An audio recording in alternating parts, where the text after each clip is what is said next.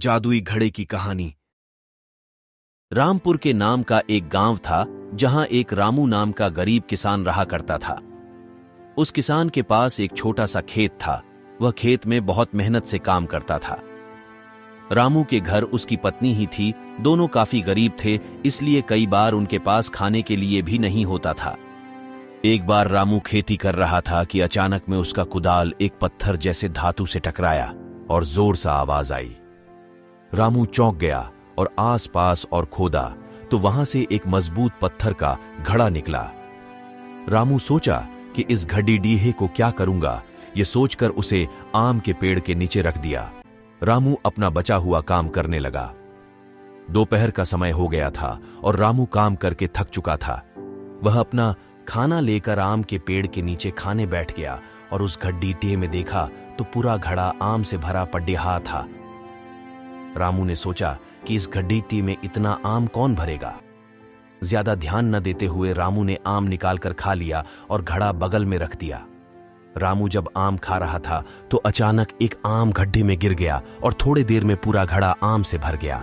रामू पूरी तरह चौंक गया और समझ गया कि यह कोई सामान्य घड़ा नहीं है, बल्कि ये कोई जादुई घड़ा है। रामू तुरंत घड़ी डीहे को लेकर अपने घर चला गया। घर आकर रामू ने अपनी पत्नी को जादुई घड़ी हेहे के बारे में बताया। उसकी पत्नी रामू पर विश्वास नहीं कर रही थी, तो रामू एक चावल का टुकड़ा लेकर जादुई घड़ा में डाल दिया तो थोड़ी देर में पूरा घड़ा चावल से भर गया। उसकी पत्नी आश्चर्य से देखने लगी। दोनों खुश होकर रात का खाना खाए और सो गए। सुबह होते ही रामू उस घड़ी बाल्हे में सब्जियां डालता और बहुत सारा सब्जियां निकालकर बाजार में बेच आता। इस प्रकार रामू खूब तेजी से मेहनत करके खूब सारा धन कमाया और बड़ा सा बंगला बनवा लिया।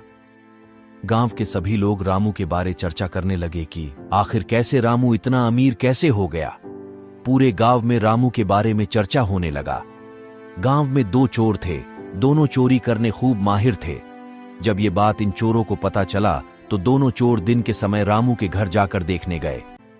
दोनों रामू के घर जाकर खिड़की से छुपकर देखा कि रामू एक सब्जी डालता तो जादुई घड़ा से बहुत सारा सब्जी बनकर निकल जाता था। दोनों चोर बहुत खुश हुए और उस जादुई घड़ा को चोरी करने की योजना बनाई।